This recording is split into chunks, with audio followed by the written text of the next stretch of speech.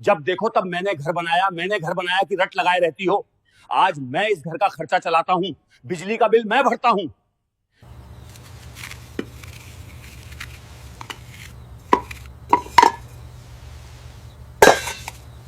यह कहानी शुरू होती है लखनऊ के आलमबाग इलाके से।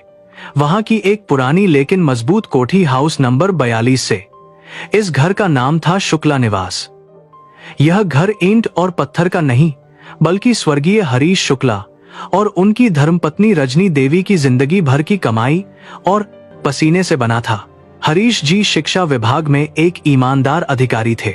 उन्होंने अपनी पूरी जिंदगी एक एक पैसा जोड़कर यह घर बनाया था, ताकि उनका बुढ़ापा और उनके बच्चों का भविष्य सुरक्षित रह सके। साल 2019 में हरीश जी का देहांत हो गया। उनकी मौत के बाद घर में सिर्फ 3 लोग रह गए थे। उनकी पत्नी रजनी देवी, जिनका उम्र उस वक्त लगभग 68 साल थी। उनका इकलौता बेटा विकास, जिसकी उम्र 32 साल थी, और विकास की पत्नी यानी रजनी देवी की बहू सुमन। दोस्तों, एक मां के लिए उसका बेटा ही उसकी दुनिया होता है। हरीश जी के जाने के बाद रजनी देवी पूरी तरह टूट चुकी थी, लेकिन उन्होंने खुद को संभाला, क्योंकि उन्हें लगता था कि उनका बेटा विकास उनके बुढ़ापे का सहारा बनेगा। उन्होंने विकास को पढ़ाने लिखाने में कोई कसर नहीं छोड़ी थी। खुद पुरानी साड़ियां पहनी, लेकिन बेटे को अच्छे कॉन्वेंट स्कूल में भेजा। खुद रूखा सूखा खाया, लेकिन बेटे की हर जिद पूरी की। विकास अब एक मल्टीनेशनल कंपनी में अच्छी नौकरी करता था। उसकी शादी सुमन से हुई थी, जो एक आधुनिक विचारों वाली महिला थी। शुरुआत में तो सब कुछ ठीक चला, लेकिन जैसे जैसे समय बीता घर का माहौल बदलने लगा। हरीश जी की मौत के बाद विकास और सुमन को लगने लगा कि अब इस घर के मालिक वो हैं। रजनी देवी, जो कभी इस घर की मालकिन हुआ करती थीं, धीरे धीरे अपने ही घर में एक अनचाही मेहमान बनती जा रही थी। तारीख 14 नवंबर 2023, दिन मंगलवार। पूरा देश दिवाली का त्योहार मना रहा था। लखनऊ शहर रोशनी से नहाया हुआ था। हर घर से हंसी और खुशी की आवाजें आ रही थीं। पटाखे फूट रहे थे और मिठाइयों की खुशबू हवा में घुली हुई थी। लेकिन हाउस नंबर 42 में एक अलग ही सन्नाटा छाया हुआ था। ऐसा सन्नाटा जो तूफान आने से पहले होता है। शाम के लगभग 7 बज रहे थे। रजनी देवी अपने कमरे में बैठी थी। उन्होंने एक सूती साड़ी पहन रखी थी। उनका मन था कि आज दिवाली है तो पूरे घर में दिए जलाए जाएं। वह धीरे धीरे चलकर रसोई में गईं, जहां सुमन काम कर रही थी। रजनी देवी ने बहुत प्यार से कहा, बहू, आज दिवाली है, मैंने कुछ दिए भिगोकर रखे हैं, लाओ मैं उन्हें जलाकर आंगन में और तुलसी के पास रख देती हूँ। घर में रोशनी होगी तो लक्ष्मी जी आएंगी। सुमन ने छिड़कर रोटियां बेलते हुए कहा, माताजी, आप रहने दीजिए, यह तेल और घी का धुआं मुझे बर्दाश्त नहीं होता, और वैसे भी हमने बिजली वाली झालर लगा दी है। इन मिट्टी के दियों की अब क्या जरूरत है? बेकार में फर्श गंदा होता है और तेल के दाग लग जाते हैं। रजनी देवी का दिल बैठ गया। उन्होंने कहा, लेकिन बहू, शगुन के लिए ही सही 5 दिए तो जलाने दो। तुम्हारे ससुर जी को दिवाली के दिए बहुत पसंद थे। तभी वहां विकास आ गया। वह ऑफिस के किसी काम से परेशान लग रहा था। उसने मां की बात सुनी और गुस्से में बोला, मां, आप फिर शुरू हो गए। आपको कितनी बार समझाया है कि सुमन को पुराने जमाने के यह चोंचले पसंद नहीं है। आप क्यों हर बात में अपनी टांग अड़ाती? चुपचाप अपने कमरे में क्यों नहीं बैठी रहती? रजनी देवी की आंखों में आंसू आ गए। उन्होंने कांपती आवाज में कहा, बेटा, यह मेरा भी तो घर है। क्या मैं अपनी मर्जी से भगवान के आगे एक दिया भी नहीं जला सकती? मैंने और तुम्हारे पिताजी ने यह घर कितने अरमानों से बनाया था। विकास को शायद यह बात चुभ गई। उसे लगा कि मां उसे सुना रही है कि यह घर उनका है। उसका अहंकार जाग उठा। वह चिल्लाया, बस बहुत हो गया आपका यह राग। जब देखो तब मैंने घर बनाया की रट लगाए रहती हो। आज मैं इस घर का खर्चा चलाता हूँ, बिजली का बिल मैं भरता हूँ, खाने का राशन मैं लाता हूँ, तो इस घर में नियम भी मेरे चलेंगे। सुमन ने आग में घी डालते हुए कहा, देख रहे हो विकास, माताजी को शांति से एक वक्त की रोटी नहीं पचती। रोज कोई ना कोई नाटक चाहिए। आज त्योहार के दिन भी इन्होंने क्लेश शुरू कर दिया। मेरा तो सिर दुखने लगा है इनकी किचकिच सुनकर। घड़ी में रात के 8:45 हो रहे थे। बाहर पटाखों का शोर बढ़ गया था, लेकिन घर के अंदर रिश्तों की मर्यादा तार तार हो रही थी। विकास का गुस्सा 7वें आसमान पर पहुंच गया। उसने वह किया जिसकी उम्मीद किसी भी मां को अपने बेटे से नहीं होती। विकास ने अपनी मां का हाथ पकड़ा, वह हाथ जिसने बचपन में उसे उंगली पकड़कर चलना सिखाया था, वह हाथ जिसने हजारों बार उसके सिर पर प्यार से फेरा था। आज उसी हाथ को विकास ने बहुत बेदर्दी से पकड़ा और उन्हें घसीटते हुए घर के मुख्य दरवाजे की तरफ। रजनी देवी रोती रही, गिड़गिड़ाती रही, बेटा क्या कर रहा है? मुझे कहां ले जा रहा है? बाहर बहुत ठंड है बेटा, लोग क्या कहेंगे? छोड़ दे मेरा हाथ, मुझे दर्द हो रहा है। लेकिन विकास के सिर पर तो जैसे शैतान सवार था। वह कुछ सुनने को तैयार नहीं था। वह उन्हें खींचता हुआ ड्राइंग रूम से होते हुए बरामदे तक और फिर लोहे के बड़े गेट तक ले आया। विकास ने चिल्लाकर कहा, मुझे इस घर में शांति चाहिए, और वो शांति आपके रहते कभी नहीं मिलेगी। आप जाइए यहां से, जहां जाना है जाइए, लेकिन मेरे घर में आपके लिए अब कोई जगह नहीं है। आप हमारे लिए बोझ बन चुकी हैं। रजनी देवी ने गेट पकड़ लिया। उन्होंने सुमन की तरफ देखा जो दरवाजे पर खड़ी होकर यह तमाशा देख रही थी। उसके चेहरे पर एक क्रूर मुस्कान थी। रजनी देवी ने कहा, बहू तुम तो एक औरत हो, तुम तो समझो तुम भी कल मां बनोगी। रोक लो मेरे बेटे को। सुमन ने मुंह फेर लिया और कहा, माताजी, यह सब आपके कर्मों का फल है, हमें अपनी जिंदगी जीने दीजिए।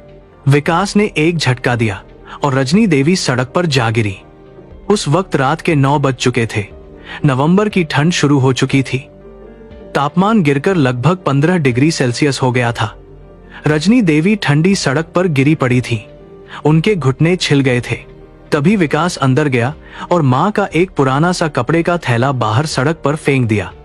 इस थैले में उनकी 2 पुरानी साड़ियां, कुछ दवाइयां और एक रामायण की किताब थी। विकास ने कड़कती आवाज में कहा, यह रहा आपका सामान, अब दोबारा इस घर की तरफ मुड़कर भी मत देखना। आज से आप हमारे लिए मर गए और हम आपके लिए। धड़ाम की आवाज के साथ लोहे का भारी गेट बंद हो गया। उस बंद गेट के पीछे रजनी देवी का वह घर था जिसे उन्होंने अपनी एक एक सांस जोड़कर बनाया था, और गेट के बाहर वह अकेली बेसहारा खड़ी थी।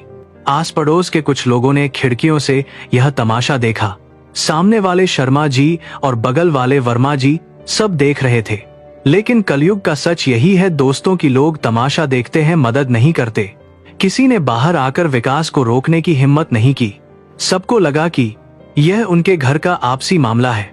रजनी देवी कुछ देर तक बंद गेट को देखती रहीं। उनकी आंखों के आंसू अब सूख चुके थे। उन्हें समझ आ गया था कि अब रोने से कोई फायदा नहीं है।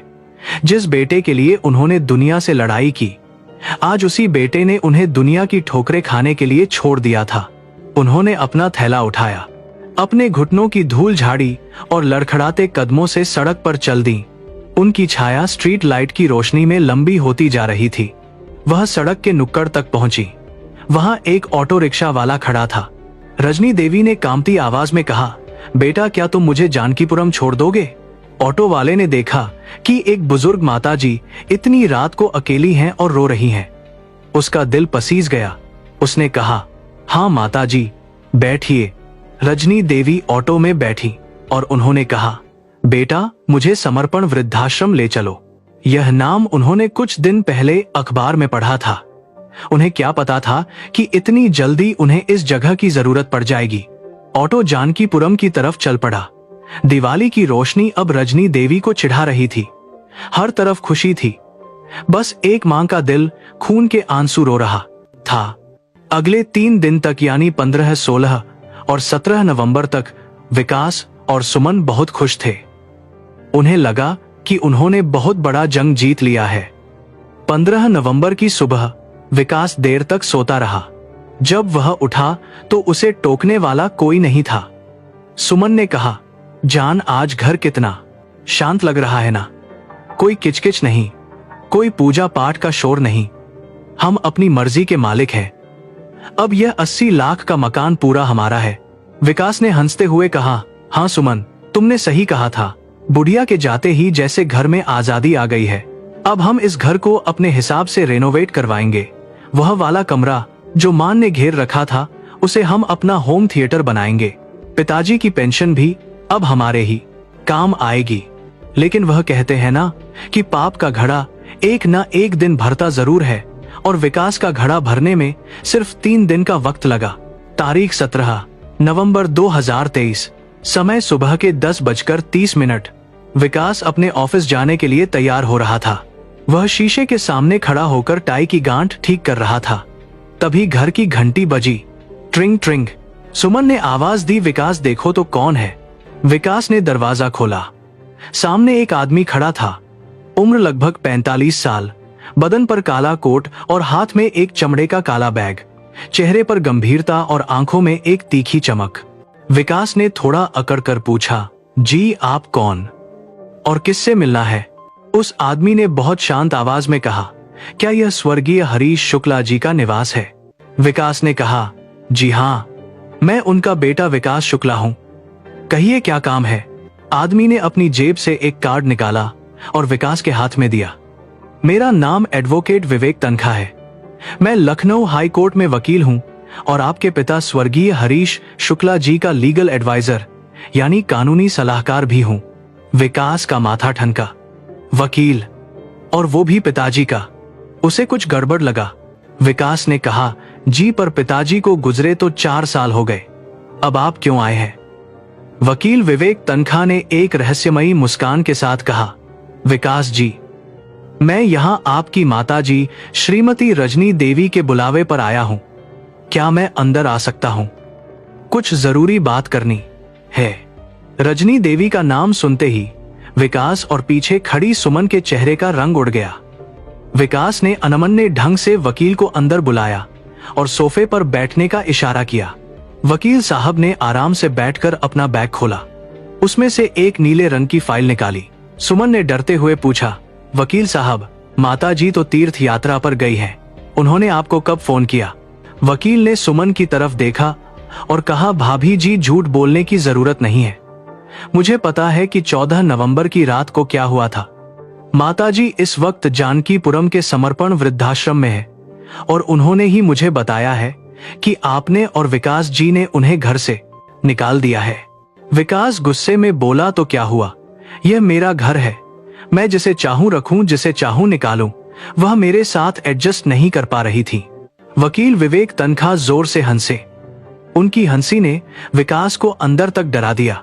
वकील ने फाइल से एक दस्तावेज निकाला और टेबल पर पटकते हुए कहा, विकास जी, आपकी यही गलतफहमी दूर करने के लिए मैं आज यहां आया हूं। आप जिसे अपना घर समझ रहे हैं, दरअसल वह आपका है ही नहीं। विकास चिल्लाया, क्या बकवास कर रहे हैं आप? मैं इकलौता बेटा हूं। पिताजी के बाद सब कुछ मेरा है। वकील ने चश्मा ठीक करते हुए कहा, जरा आवाज नीचे रखिए विकास जी, और इस वसीयत को ध्यान से देखिए। यह वसीयत आपके पिता स्वर्गीय हरीश शुक्ला ने अपनी मौत से 6 महीने पहले यानी 22 मार्च 2019 को बनवाई थी और इसे रजिस्ट्रार ऑफिस में रजिस्टर भी करवाया गया था। विकास और सुमन की सांसें अटक गईं। वकील ने वसीयत पढ़ना शुरू किया। मैं हरीश शुक्ला पुत्र स्वर्गीय राम प्रसाद शुक्ला पूरे होश और हवास में यह घोषणा करता हूं कि मेरी मृत्यु के बाद मेरी समस्त चल और अचल संपत्ति, जिसका विवरण नीचे दिया गया है, उसकी एकमात्र मालकिन मेरी धर्मपत्नी श्रीमती रजनी देवी होंगी। वकील ने विकास की आंखों में आंखें डालकर कहा, सुन रहे हैं आप? एकमात्र मालकिन। इस वसीयत के अनुसार यह 2200 स्क्वायर फीट की कोठी, जिसके बाजार की कीमत आज लगभग 80 लाख से 1 करोड़ के बीच है, वह पूरी तरह आपकी मां रजनी देवी के नाम है। इसके अलावा बैंक के फिक्स डिपॉजिट, जिसमें 25 लाख रुपए जमा है, और उनकी मासिक पेंशन, सब पर सिर्फ और सिर्फ रजनी देवी का अधिकार है। सुमन के हाथ से पानी का गिलास छूटकर गिर गया। क्षण की आवाज के साथ कांच बिखर गया, बिल्कुल वैसे ही जैसे उनके सपने बिखर रहे थे। वकील रुका नहीं। उसने आगे पढ़ा, वसीयत का क्लॉज नंबर 4 सबसे महत्वपूर्ण है। पिताजी ने लिखा है कि अगर मेरी मृत्यु के बाद मेरा बेटा विकास या उसकी पत्नी मेरी पत्नी रजनी देवी का सम्मान नहीं करते या उनकी सेवा नहीं करते या उन्हें किसी भी तरह से प्रताड़ित करके घर से निकालने की कोशिश करते हैं, तो उन्हें इस संपत्ति से पूरी तरह बेदखल माना जाएगा। वकील ने फाइल बंद की और कहा, इसका मतलब समझते हैं विकास जी? इसका मतलब यह है कि आप इस घर में सिर्फ एक मेहमान की तरह रह रहे थे और मालिक को घर से निकालकर आपने बहुत बड़ी कानूनी गलती कर दी है। विकास पसीने से लथपथ हो गया। उसने हकलाते हुए कहा, लेकिन मैं उनका बेटा हूं। वह ऐसा नहीं कर सकती। वकील ने कड़े शब्दों में कहा, कर नहीं सकती, बल्कि कर चुकी है। माताजी ने मुझे निर्देश दिया है कि मैं maintenance and welfare of parents and senior citizens act 2007 यानी माता पिता और वरिष्ठ नागरिक भरण पोषण और कल्याण अधिनियम के तहत आप पर कार्यवाही करूं।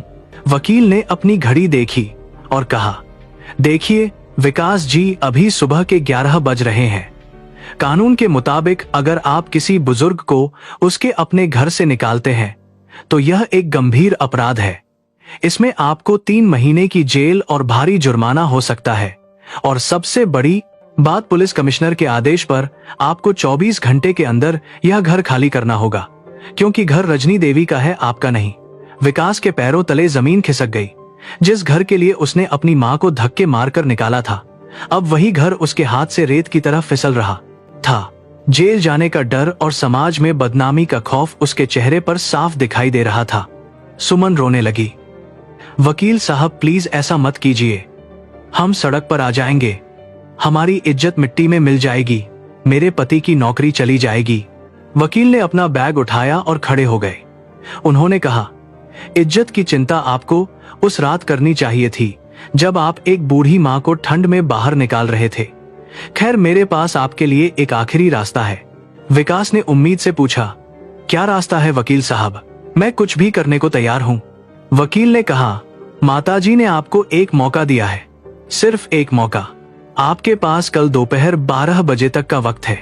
अगर आप चाहते हैं कि पुलिस केस ना हो और आप इस घर में रह सकें, तो आपको समर्पण वृद्धाश्रम जाना होगा। वहां सबके सामने अपनी मां से माफी मांगनी होगी और उन्हें पूरे सम्मान के साथ वापस घर लाना होगा। लेकिन याद रखना, अब शर्तें उनकी होंगी, आपकी नहीं। इतना कहकर वकील साहब चले गए। पीछे छोड़ गए एक गहरा सन्नाटा और पश्चाताप की आग। वह रात विकास और सुमन के लिए कयामत की रात थी। न उन्हें भूख लगी, न नींद आई। उनकी आंखों के सामने बार बार वही मंजर घूम रहा था जब उन्होंने मां को निकाला था। उन्हें अपनी गलती का एहसास हो रहा था, लेकिन शायद प्यार की वजह से नहीं, बल्कि डर और लालच की वजह से। लेकिन वजह जो भी हो, अहंकार टूट चुका था। अगले दिन यानी 18 नवंबर 2023 को दोपहर के लगभग 3 बजे विकास और सुमन अपनी कार से जानकीपुरम के समर्पण वृद्धाश्रम पहुंचे। आश्रम के अंदर का नजारा देखकर उनके कदम ठिठक गए। वहां का माहौल घर जैसा था। बीच में एक बड़ा सा बगीचा था जहां कई बुजुर्ग बैठे बातें कर रहे थे और उन्हीं के बीच एक कुर्सी। वह कुछ उदास लग रही थी, लेकिन उनके चेहरे पर एक अजीब सा सुकून और तेज था। उनके आसपास आश्रम के बाकी लोग बैठे थे। शायद वकील साहब ने सबको बता दिया था कि आज क्या होने वाला है। विकास धीरे धीरे कदमों से मां की तरफ बढ़ा। उसके पैर भारी हो रहे थे। अपनी ही मां का सामना करने की हिम्मत उसमें नहीं थी। जैसे ही रजनी देवी की नजर विकास पर पड़ी, उनकी आंखों में एक चमक आई, लेकिन वह अपनी जगह से उठी नहीं। वह बस शांत बैठी रही। विकास उनके पास पहुंचा और घुटनों के बल जमीन पर बैठ गया। उसने अपना सिर मां के पैरों पर रख दिया और फूट फूट कर रोने लगा। मां, मुझे माफ कर दो। मैं बहुत बुरा बेटा हूं। मुझसे बहुत बड़ी गलती हो गई। मुझे नहीं पता था कि मैं क्या कर रहा हूं। मुझ पर गुस्सा हावी हो गया था। प्लीज मां, घर चलो। मैं जेल नहीं जाना चाहता। सुमन भी पीछे खड़ी रो रही थी।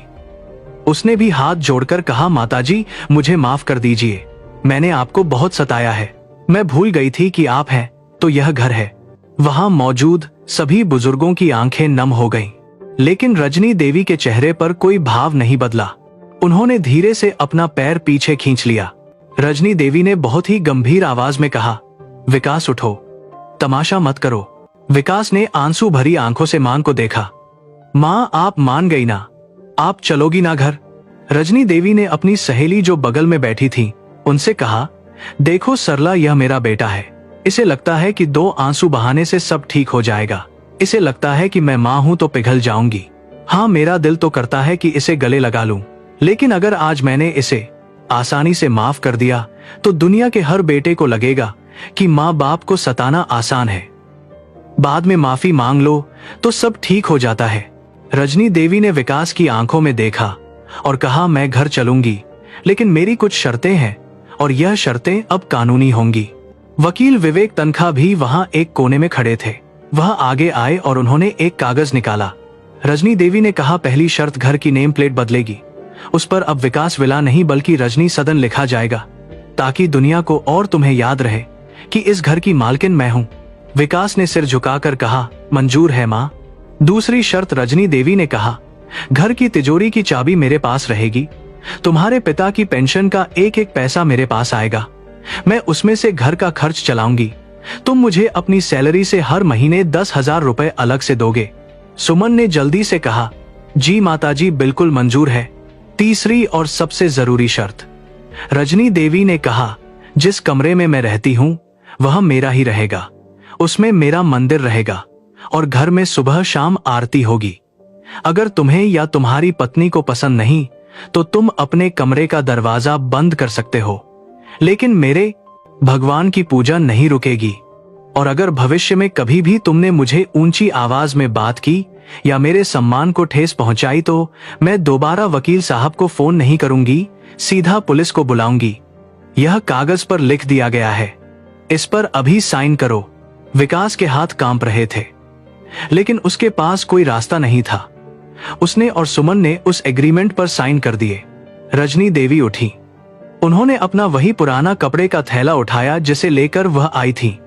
उन्होंने आश्रम के प्रबंधक और अपने नए दोस्तों को हाथ जोड़कर धन्यवाद दिया।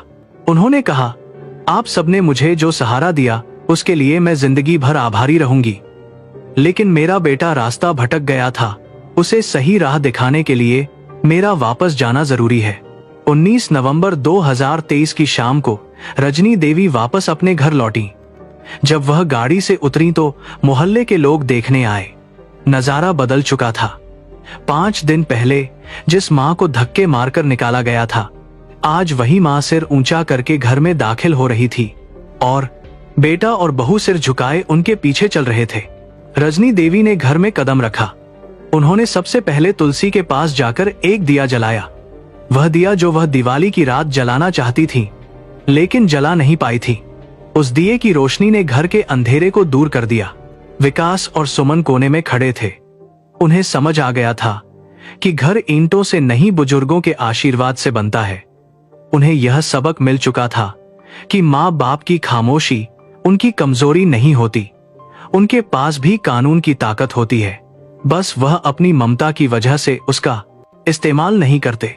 लेकिन जब पानी सिर से ऊपर चला जाता है तो रजनी देवी जैसी माताओं को दुर्गा बनना पड़ता है। दोस्तों, आज रजनी देवी उस घर में सम्मान के साथ रह रही हैं। विकास और सुमन अब डरते हैं कि कहीं मां नाराज ना हो जाए। वह उनकी हर जरूरत का ध्यान रखते हैं, चाहे डर से ही सही, लेकिन सेवा हो रही है और शायद धीरे धीरे यह डर फिर से प्यार में बदल जाए। यह कहानी हमें बहुत कुछ सिखाती है। पहली बात यह कि कभी भी अपने माता पिता को कमजोर मत समझो। उन्होंने तुम्हें चलना सिखाया है तो वह तुम्हें झुकाना भी जानते हैं। दूसरी बात यह कि आज के जमाने में हर बुजुर्ग को अपने कानूनी अधिकारों का पता होना चाहिए। सरकार ने सीनियर सिटीजन एक्ट 2007 बनाया ही इसलिए है ताकि कोई भी बच्चा अपने माँ बाप को बेघर ना कर सके। अपनी संपत्ति अपने जीते जी बच्चों के नाम करने की गलती कभी मत करना, क्योंकि जब तक आपके हाथ में कुछ है तब तक ही दुनिया आपको पूछेगी।